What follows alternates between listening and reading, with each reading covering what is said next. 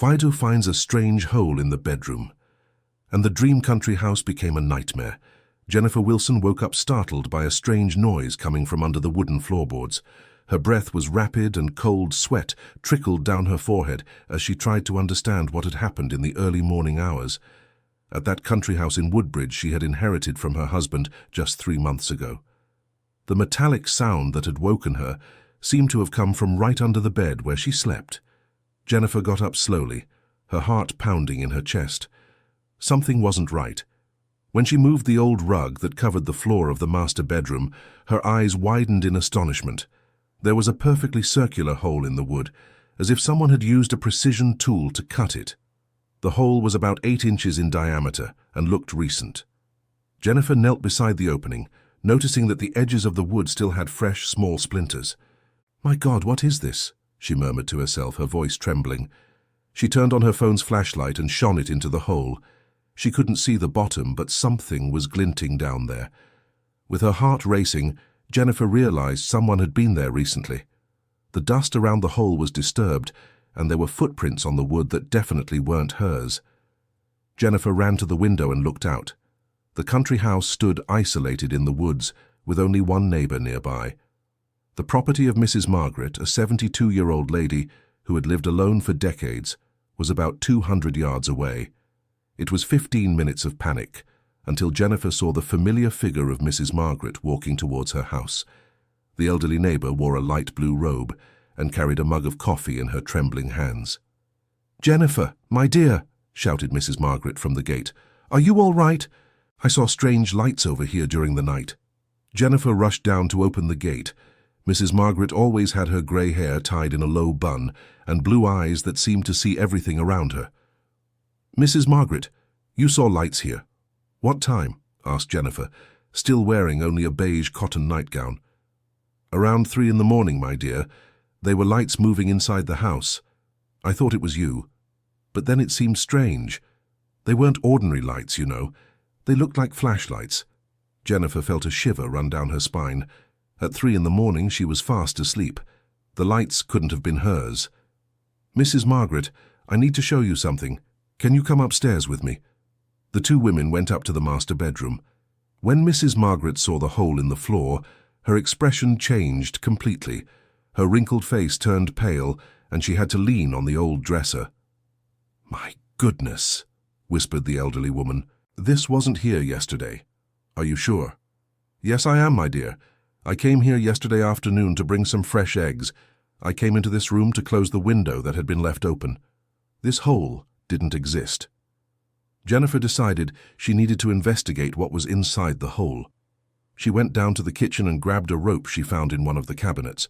She tied one end to her phone's flashlight and carefully lowered it until she could illuminate the bottom. What she saw took her breath away. There was a small wooden box at the bottom of the hole, and next to it some scattered photographs. Jennifer managed to pull everything up very carefully, using a broom handle for support. When she finally had the objects in her hands, Mrs. Margaret approached curiously. Jennifer opened the wooden box first. Inside were some antique jewels, a gold watch, and a few more photographs. But it was when she looked at the photographs that her world fell apart. The images showed a woman with long, dark hair who looked very much like herself. The resemblance was haunting. The woman in the pictures wore the same kinds of clothes that Jennifer liked. She was the same height, and even had the same way of smiling. "Mrs. Margaret, do you know this woman?" asked Jennifer, showing one of the photographs. The elderly neighbor took the photo with trembling hands and put on her reading glasses. Her reaction was immediate. "My goodness, it's Samantha." "Samantha? Who is Samantha?" "Samantha Moore. She lived here in this house a long time ago." Jennifer felt her legs go weak. "What do you mean? My husband never told me about any Samantha. This house was his alone." Mrs. Margaret hesitated, clearly uncomfortable. "My dear, perhaps it's better if you talk to Mr. Carl. He worked for your husband for many years. He can explain better." Carl Jackson was the property's gardener, a 63-year-old man who had been tending to the grounds of the country house for almost 2 decades.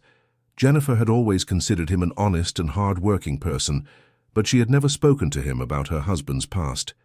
"Dear listener, If you are enjoying the story, please take a moment to like and especially subscribe to the channel. It helps us a lot as we are just starting out. Now continuing. When Carl arrived the next morning for his usual work, Jennifer was waiting for him on the porch with the photographs in her hand. The gardener was a tall, thin man with greying hair and hands calloused from working the soil. "Good morning, Mrs. Wilson," he greeted, taking off his straw hat. "Good morning, Mr. Jackson. I need to talk to you about something very important." Jennifer showed him the photographs. "Do you know this woman?" The colour drained from Carl's tanned face. He had to lean on the porch railing to keep from staggering. "Where did you find these pictures?" he asked, his voice almost inaudible. "In the upstairs room. There was a hole in the floor, and these pictures were underneath." "Mr. Jackson, who is this woman?" Carl looked around as if wanting to make sure no one else was listening. Then he sighed deeply. "Mrs. Wilson, that there is Mrs. Moore. She was Mr. Robert's first wife." Jennifer felt as if the ground had disappeared from under her feet. "First wife? What first wife? Robert was never married before me." "Yes, ma'am. Married for almost 10 years. Mrs. Moore lived here in this house. She took care of the garden, loved the flowers. She was a very good woman, very kind. But what happened to her? Where did she go?" Carl scratched his head, clearly reluctant to continue. "According to Mr. Robert, she moved abroad. Said she had gotten a job in Canada and wanted to start her life over there." "When was that?" "About 15 years ago, more or less. After a few years, Mr. Robert met you and you got married." Jennifer couldn't process that information. Robert had always told her that she was his first love, his first wife. Why would he lie about something so important? "Mr. Jackson, do you believe that story? That she just left for Canada like that, out of the blue?" The gardener hesitated again. "Mrs. Wilson, it's not my place to speak ill of my employers, but at the time I thought it was very strange. Mrs. Moore loved this house, loved this town. She always said she wanted to be buried here when the time came. It didn't make sense for her to leave and never get in touch again." "She never contacted anyone again?" "Never. And mind you, I worked here all the time. Mr. Robert was very shaken up back then. He started coming here alone every month, would spend the whole weekend locked in the house. He said he was sorting out paperwork, but I always thought it was strange." Jennifer needed more answers. She decided to look for Cynthia, Robert's sister-in-law. If anyone knew about a first wife, it would be her. Cynthia Wilson was 55 years old and had always been very close to her brother. Cynthia Wilson's house was in the center of Woodbridge, a traditional colonial-style building. When Jennifer Wilson arrived there in the late afternoon, she found her sister-in-law watering the plants in the front garden. "Jennifer, what a surprise," said Cynthia, wiping her hands on her apron. "How are you, dear?" "Hi, Cynthia. I need to talk to you about something very serious." The two women sat down in the living room. Cynthia was a well-groomed woman, her brown hair always neatly styled and her clothes always impeccable. She worked as a retired teacher and had lived alone since her divorce. "Cynthia, did you know that Robert was married before he married me?" Jennifer asked directly. Cynthia's reaction was immediate and defensive. "Married before? Of course not.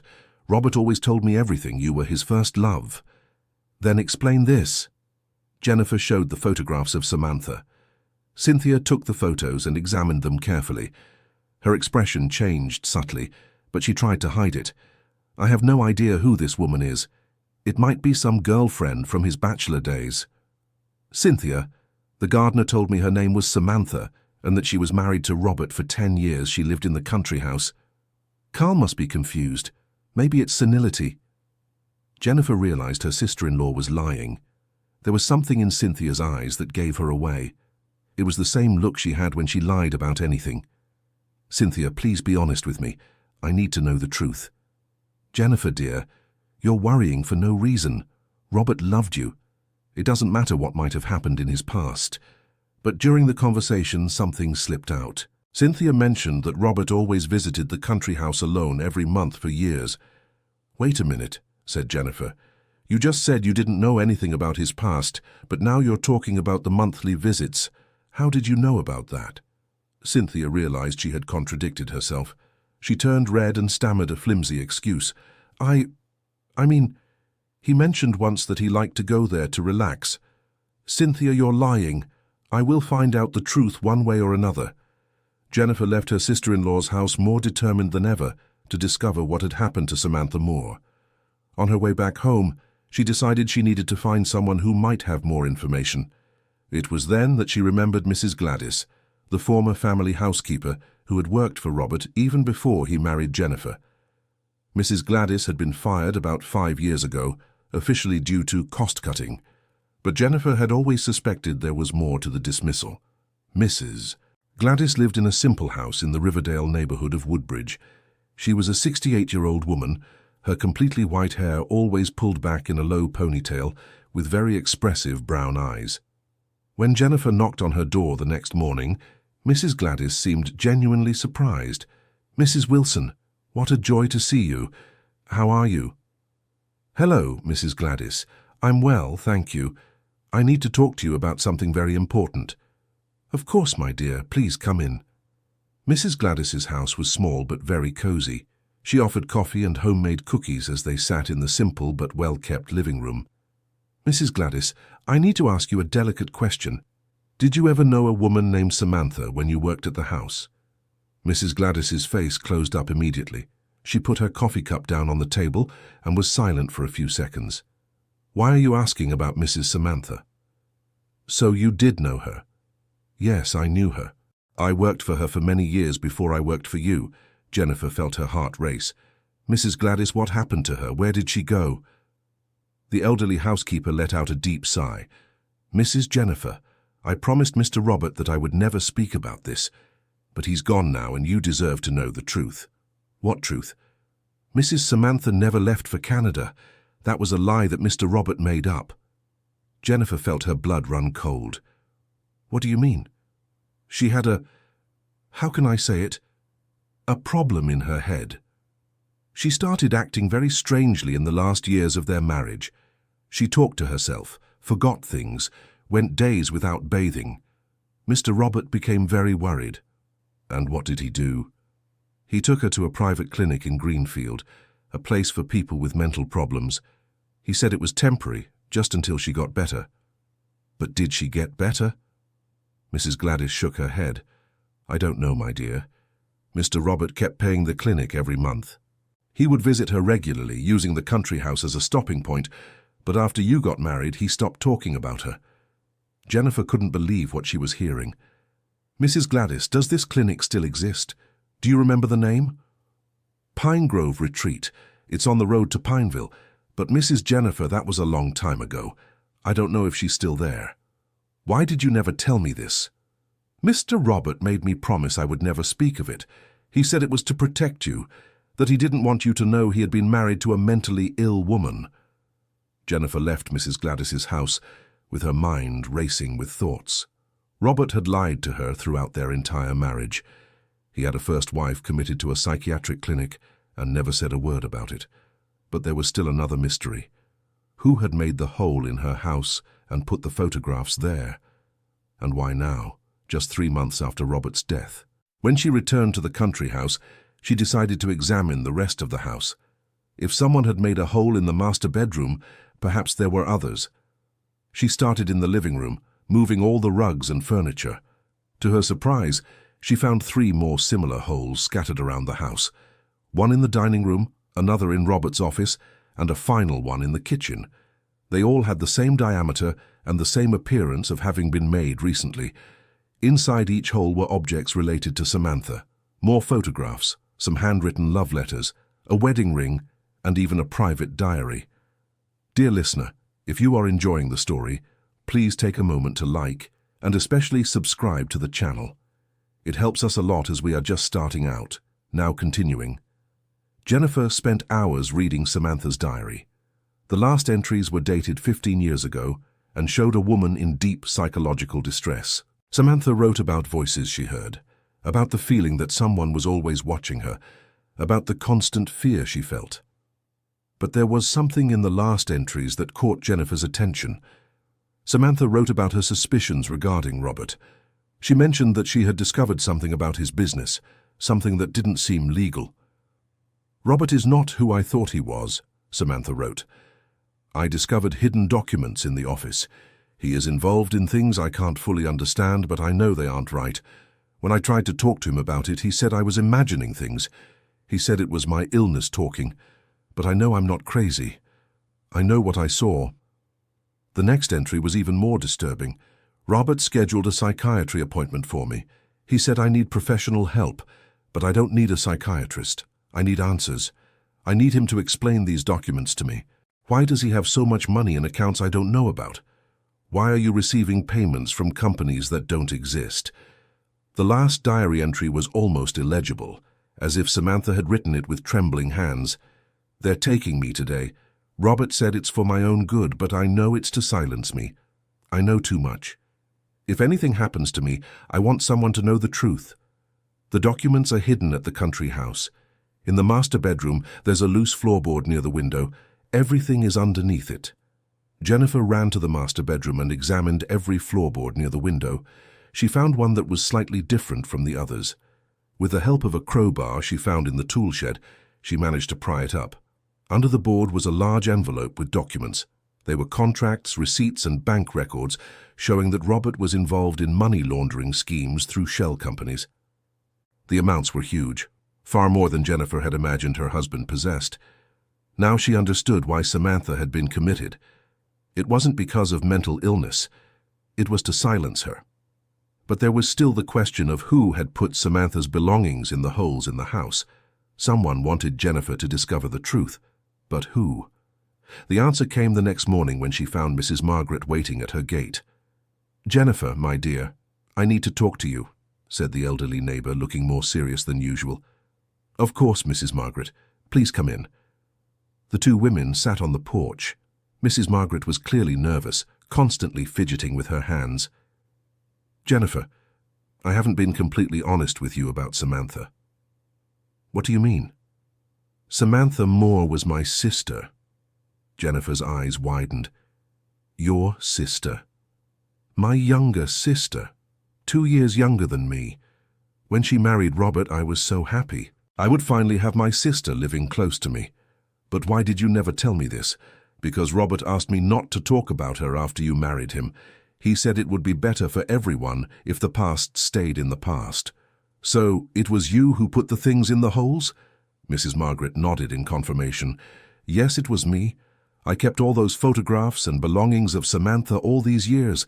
When Robert passed away and you inherited the house, I thought it was time for you to know the truth. But why make the holes? Why not just tell me? Because I wanted to make sure you would discover everything on your own. If I had just come here and told you the story, you might have thought I was making things up to speak ill of your husband. Mrs. Margaret, do you know if Samantha is still alive?" The elderly woman's eyes filled with tears. "I don't know, my dear. Robert stopped giving me news of her many years ago. Whenever I asked, he would change the subject." "Do you have the address for this retreat?" "Yes, I do. It's been written in my phone book for 15 years.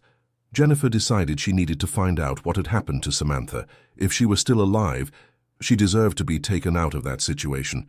And if she had already passed away, at least she would know the truth." Dr. William Bennett had been the director of Pine Grove Retreat for over 20 years. He was a man around 55 with graying hair and gold-rimmed glasses. When Jennifer arrived at the retreat the next morning, he received her in his office with a cautious expression. "Mrs. Wilson, I must confess I was surprised by your call," said Dr. Bennett. "It's been years since anyone asked about Mrs. Moore. Is she still here?" "Yes, she is. In the same room for 15 years. Jennifer felt her heart race. "May I see her?" "Well, that's complicated. According to our records, only Mr. Robert was authorized for visits, and he stopped coming about 6 years ago." "But I am his current wife. He died 3 months ago, Doctor." William seemed genuinely surprised. "He got married again?" "We didn't know. And he died." "How?" "Heart attack. Doctor, I need to see Samantha. It's very important." "Ma'am, I should warn you that Mrs. Moore's condition is delicate. She has limited lucidity and hasn't had visitors in a very long time. It could be a shock for her." "I understand, but I need to try." Dr. William led Jennifer through long white corridors until they reached the 3rd floor of the retreat. Samantha's room was at the end of the hall, overlooking an interior garden. When the door opened, Jennifer almost couldn't breathe. Samantha was sitting in a chair near the window looking out. Her dark hair, once long and shiny like in the photographs, was now grey and cut short. She was thinner than in the pictures, but the resemblance to Jennifer was still striking. "Samantha?" called Dr. William softly.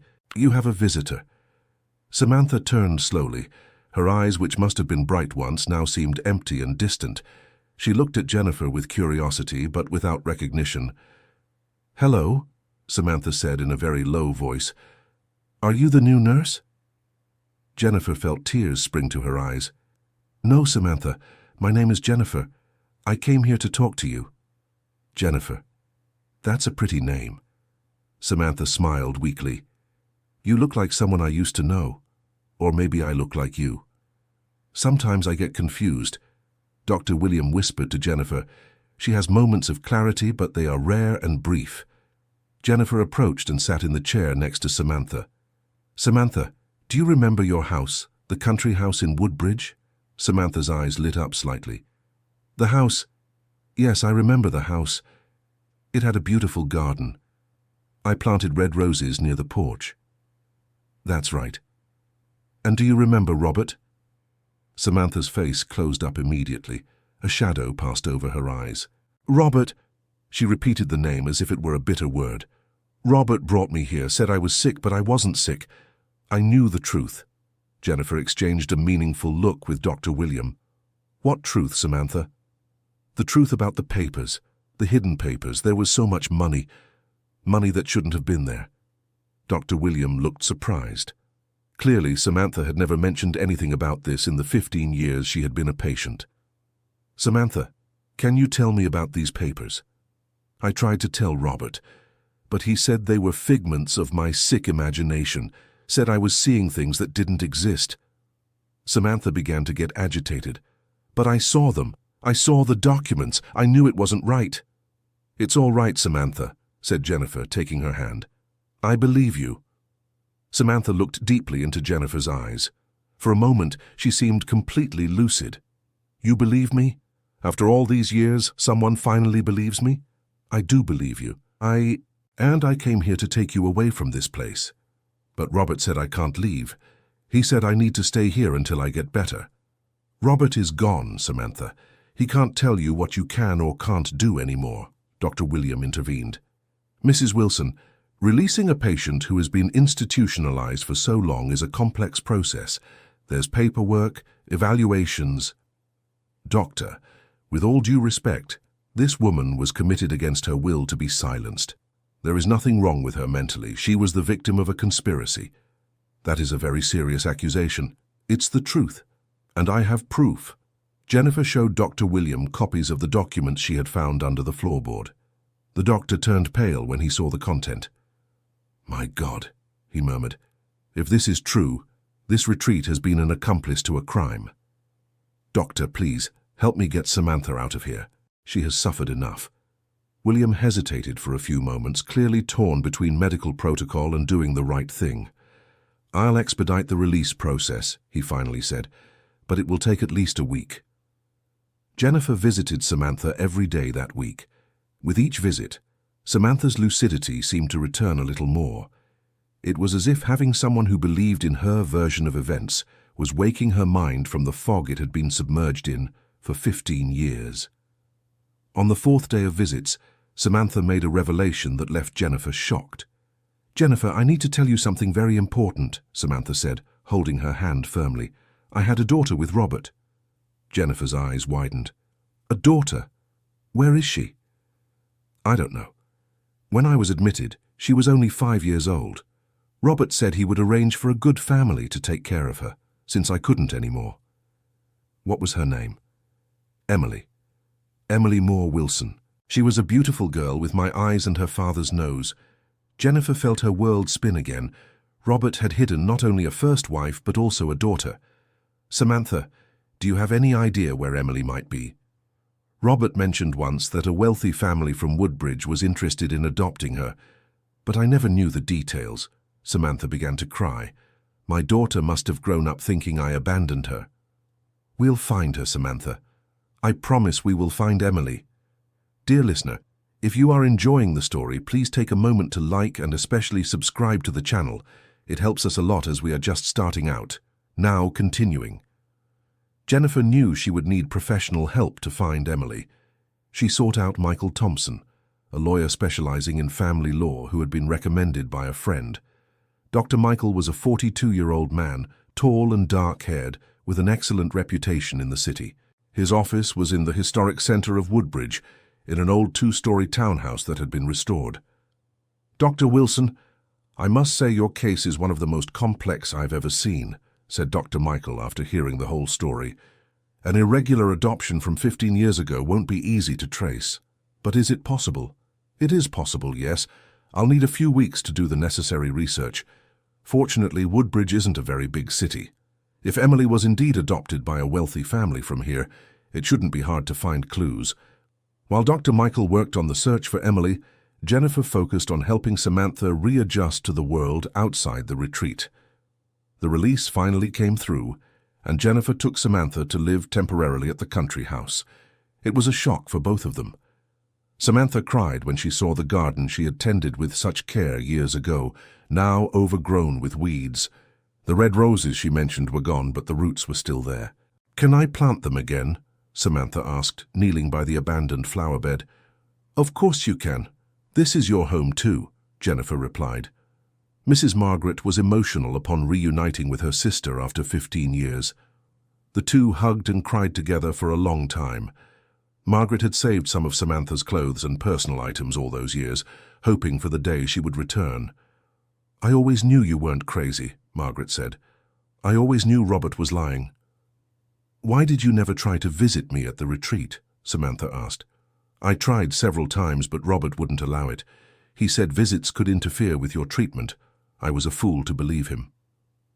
During the following weeks, Samantha gradually recovered her memories and her personality. It was as if she were waking from a very long dream.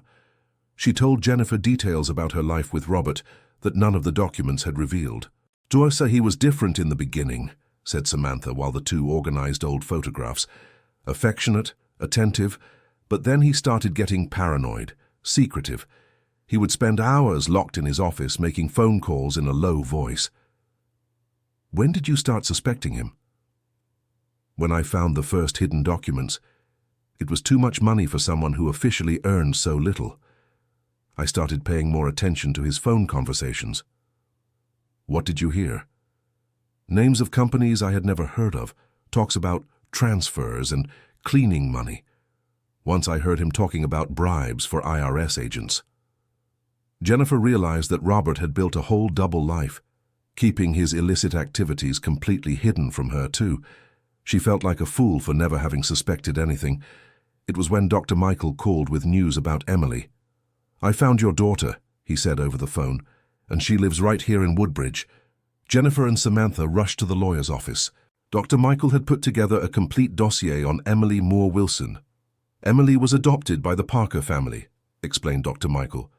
"Richard and Catherine Parker were a wealthy, childless couple who always wanted to adopt. Richard owned a chain of supermarkets in the region." "Where is she now?" asked Samantha anxiously. "She's 20 years old now and recently graduated as a teacher. She works at an elementary school here in Woodbridge. Her name is now Emily Parker." Does she know she was adopted?"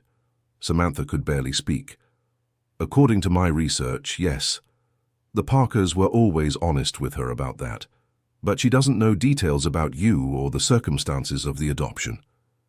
Jennifer noticed that Samantha was trembling. "Do you want to meet her?" "More than anything in the world. But I'm afraid she'll hate me for abandoning her." "Samantha, you didn't abandon anyone. You were forced to separate from her." Dr. Michael arranged a discreet meeting. Emily worked at Lincoln Elementary School, in the Hillcrest neighborhood. It was a small school with about 200 elementary students. Emily Parker was a beautiful young woman with curly brown hair and expressive dark eyes, exactly as Samantha had described. She was in the schoolyard supervising recess when Jennifer and Samantha arrived. Dr. Michael had spoken with Emily beforehand, explaining that her birth mother would like to meet her. Emily had agreed to the meeting, although she was visibly nervous. "Emily," called Dr. Michael, I'd like to introduce your mother, Samantha." Emily turned and looked at Samantha. The resemblance between them was striking. Emily had the same face shape and the same delicate gestures as her mother. "Hi," said Emily timidly. "Hi, my daughter," replied Samantha, her eyes full of tears. "You grew up into a beautiful young woman." Emily didn't know how to react. She looked alternately at Samantha and Jennifer, clearly confused. "I'm sorry, but who are you?" Emily asked Jennifer. "I'm Jennifer. I was married to your father." "My father? Robert Wilson. He got married again." "Yes, he did. But he died a few months ago." Emily was silent for a few moments, processing that information. "And where have you been all these years?" Samantha took a deep breath. "Emily, that's a very long and painful story. Do you have time to talk?" The three women sat on a bench in the schoolyard. Samantha told Emily the whole truth about her forced institutionalization, about Robert's crimes, about how she had been separated from her daughter against her will. Emily listened to everything in silence, her expression gradually changing from curiosity to shock, then to anger. "Are you telling me my father lied to me my whole life?" asked Emily with a trembling voice. "Did he tell you that I didn't want to be your mother anymore?" asked Samantha. "He said you had serious mental problems and couldn't take care of me. He said giving me up for adoption was an act of love. Emily, I never wanted to be separated from you, never. You were the most precious thing in my life." Emily started to cry. All these years I thought you didn't love me enough to fight for me. I did fight, my daughter. I fought so hard that they locked me up in a psychiatric retreat to shut me up." Mother and daughter embraced for the first time in 15 years. It was a moment of intense emotion that even made Jennifer cry. But the family reunion was interrupted by a disturbing discovery. When Emily mentioned that her adoptive parents had died in a car accident 2 years prior, Dr. Michael became intrigued. "Emily, would you mind if I looked into this accident a little more?" asked the lawyer. "Why?" "It's just that with everything we've discovered about your biological father, I'm suspecting there might be more mysteries involved in this story. Doctor, Michael's investigation revealed that the accident that caused the loss of Emily's adoptive parents wasn't really an accident. There was evidence of sabotage in the car's brake system." "Someone wanted to silence the Parkers," explained Dr. Michael to the three women, "probably because they knew too much about the circumstances of Emily's adoption." "But who would do such a thing?" asked Jennifer. "Someone who wanted to keep Robert's secrets buried forever." The answer came from an unexpected source. Cynthia, Robert's sister-in-law, showed up at the country house on a rainy afternoon looking desperate. "Jennifer, I need to talk to you urgently," said Cynthia. "Hi, Cynthia. You know Samantha and Emily." Cynthia turned pale upon seeing the two. You shouldn't be here." "Why not?" asked Jennifer.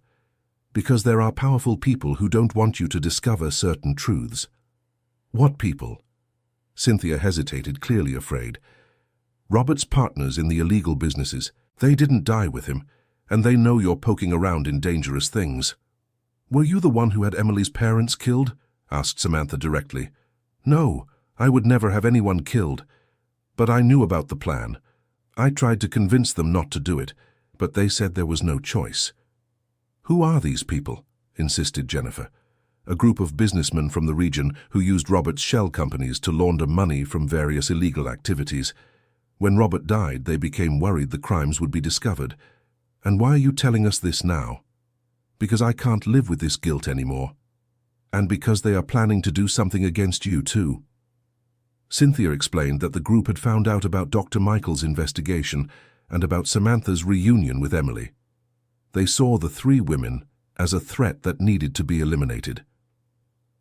"You need to leave town," said Cynthia. "At least until I can convince them that you aren't going to report anyone." "But we are going to report them," said Jennifer. "These people can't keep doing what they're doing." "Jennifer, you don't understand. These men have a lot of power. They have contacts in the police, in the judiciary. You don't stand a chance against them." It was then that Emily made a courageous decision. "We're not going to run," she said. "We're going to face this situation head-on." "Emily, it's dangerous," argued Samantha. "Mom, you spent 15 years of your life imprisoned because of these criminals. I grew up without you because of them. The parents who raised me died because of them. Enough is enough. Emily was right.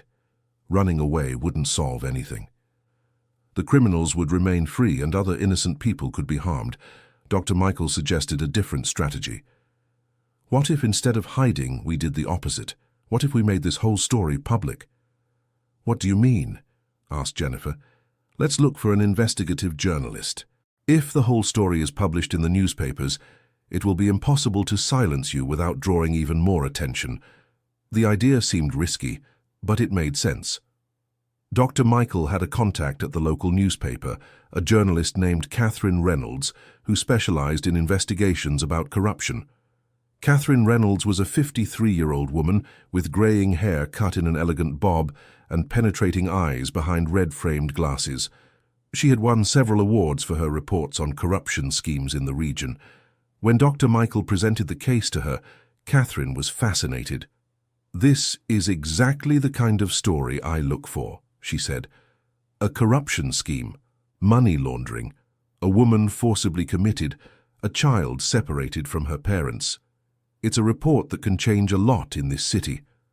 Catherine spent 2 weeks investigating and verifying all the facts. She spoke with former employees of Robert's shell companies, with people who had known the family for years, and even with some staff from Pine Grove Retreat. The report was published in a special edition of the local newspaper and quickly gained national attention. The headline of the article was, "Businessman used wife as a front and committed her when she discovered the scheme." The reaction was immediate. Samantha's story touched people across the country.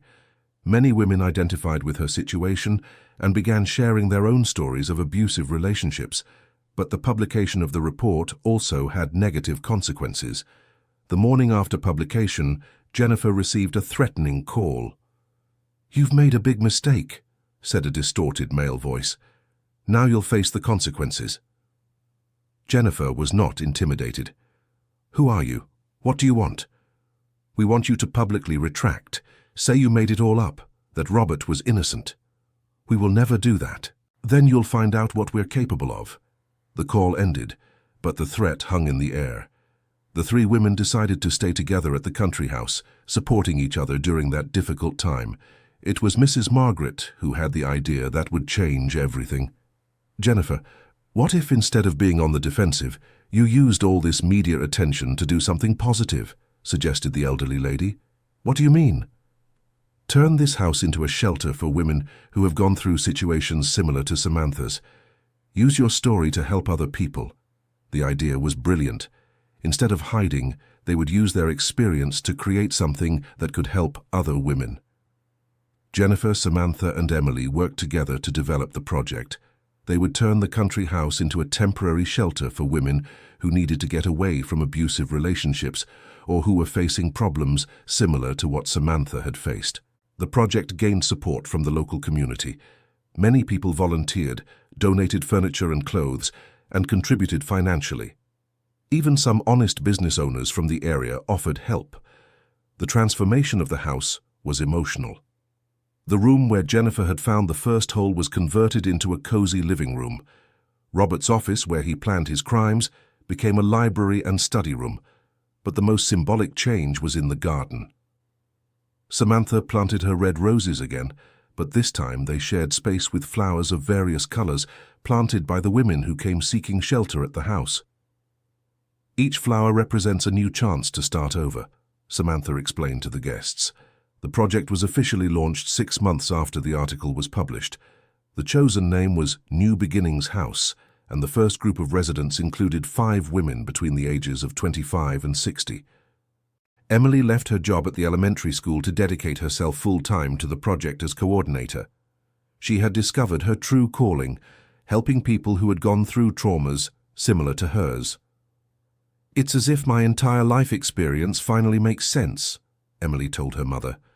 "I grew up without you, but now I can use that pain to help other families stay together." Samantha, in turn, developed an occupational therapy program focused on gardening. She discovered that caring for plants helped the women process their traumas and find inner peace. Jennifer took over the general administration of the project. Using her experience in organization and finances, to keep everything running properly. She also began studying psychology, wanting to better understand how to help the women who arrived at the house.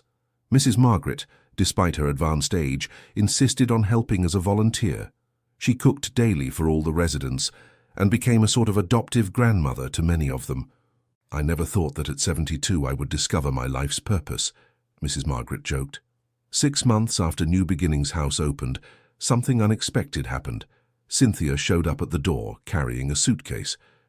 "Can I stay here for a while?" she asked, her eyes red from crying. "What happened, Cynthia?" asked Jennifer. "They found out I was the one who told you about the scheme. They threatened me, and I had to leave my home."